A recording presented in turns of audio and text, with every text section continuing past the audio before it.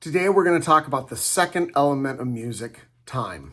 Now remember, most schools of thought on this are that the three elements of music are pitch, rhythm, and dynamics. I don't like saying rhythm because rhythm in itself falls into this second category. So I like saying pitch, time, and dynamics, okay? And we're going to talk about timing, which of course, for those of you who've learned before about the three elements, this goes across the x-axis. And actually you can see it whenever you're looking at sheet music, it goes from left to right. There's really only about 6 components of time, okay? And it's amazing how many musicians, professional musicians, cannot articulate or express what this element is. So let's dive into this. Time is built up of the first component, which is beat. A beat is a consistent pulse.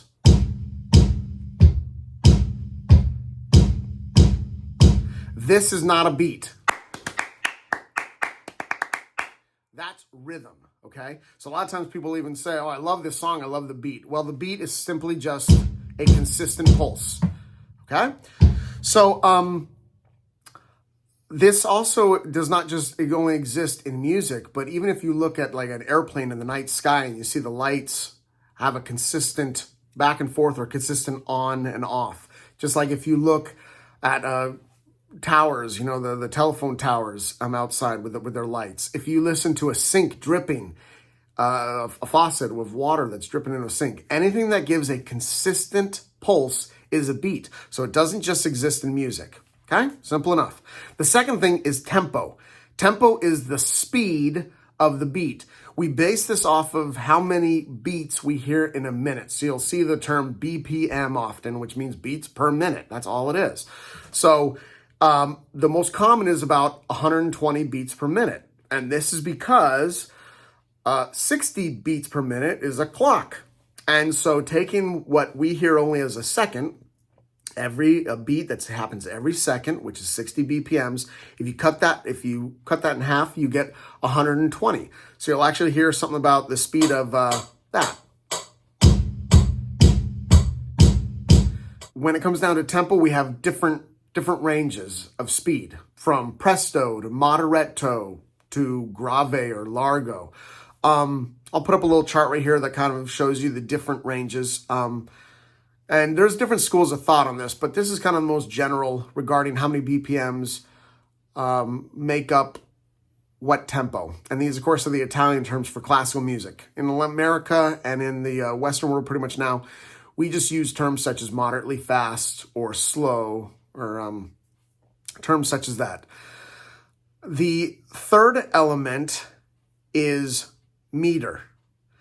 Now, meter means grouping of beats. So because a beat is a consistent pulse and will go on forever, to organize it and to measure, we need to go ahead and give it some order and some structure. So we usually will go and circle a certain amount of beats, and we do that audibly by counting to a certain number over and over. The most common is 4. Hence why you'll see this sometimes called common time at the beginning of a song with a big C right there. This means 4 beats per measure. And that simply means that if you hear pulses, you count 1, 2, 3, 4, 1, 2, 3, 4 over and over. The same thing, if that's still the beat, I can now reorganize it and think 1, 2, 3, 1, 2, 3, 1, 2, 3. I can sit there and count to 5. 1, 2, 3, 4, 5. 1, 2, 3, 4, 5. All meter is grouping beats. I like breaking it down into 3, basically breaking down meter into 3 groups. Duple, which is anything divisible by 2. Triple, which is anything divisible by 3. And complex, which is something that's not divisible by either. So, of course, 2, 4, 6, 8, 10, 12, those are all duples. 3, 6, 9, 12, those are triples. Notice 6 and 12 can be counted as a duple or a triple. And complex would be 5, 7, 11. Anything that you cannot is divisible by 2 or 3. Now, next component is measure. A measure is meter. It's just a visual representation of meter. In other words, when you jam or you're playing with musicians, you'll count off, the tempo with the meter. You might say 1, 2, 3, 4, and then you start playing. there is no measure here, really. We call it a measure, and most musicians, they'll call it bars or measures, but really, a measure is something you actually see. What we hear is our meter. It's audible. It's here, just out in space. A measure is actually a physical representation on paper created by the bar lines that create the space that we call a measure, where the number of beats exists. So that's 4 beats per measure or 3 beats per measure inside that little space between the bars. Okay? So far we have beat, that's a consistent pulse. Tempo, that's the speed of the beat. Meter is grouping the beats, and a measure is a visual representation. Okay? Next we have rhythm. Now rhythm is a chain of long and short sounds and silences that you lay on top of a beat. Let me just say that again. It is long and short. Long and short. Long, short, long. Long and short sounds and silences that you lay on top of a beat. Sounds in music we call notes. Silences we call rests. It is simply long and short notes and rests that you put on top of a beat.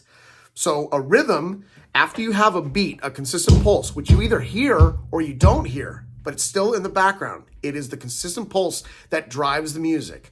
So when you hear that, the rhythm you lay on top. Actually, I'm going to change my hands here a bit.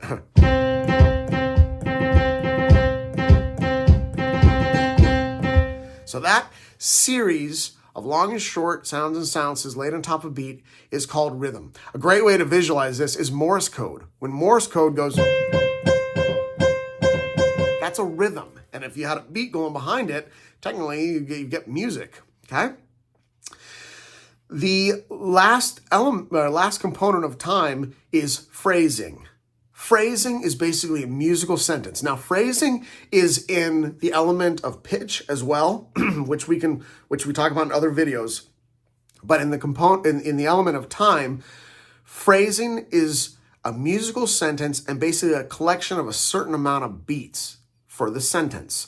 The typical phrase lasts 8 measures, okay? 8 measures usually makes up a phrase. 4 measures is not usually long enough. Although some music you'll see, it's actually 4 measures. The Beatles actually tend to do that. They'll have 4 measures for a phrase and then 4 measures for another phrase. But for most music, 8 measures for a phrase is 8 measures is usually what equals a phrase. So music like I'm in the Mood for Love, you'll actually see 8 measures for section A, 8 measures for section B, the structure for the song would be A, A, B, A. So 8 measures for A, 8 measures for A, 8 measures for B, 8 measures for A. If the common time is 4 beats in a measure, and the common phrase is 8 measures, that means 32 beats typically make up a phrase. Well, it sounds something like this. If I apply pitch to it, it's easier to hear. But listen to how you'll hear the way this sounds like a sentence that has a beginning, it develops, might fragment a little bit, and then it comes to a cadence where you can tell it's going to end, such as this.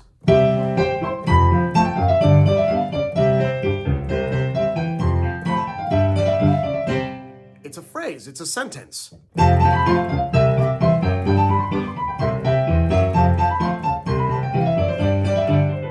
You can tell where the beginning is, as it's developing, as it's speaking, and then you can hear the cadence where it starts to sound like it's coming to a period, an end, okay?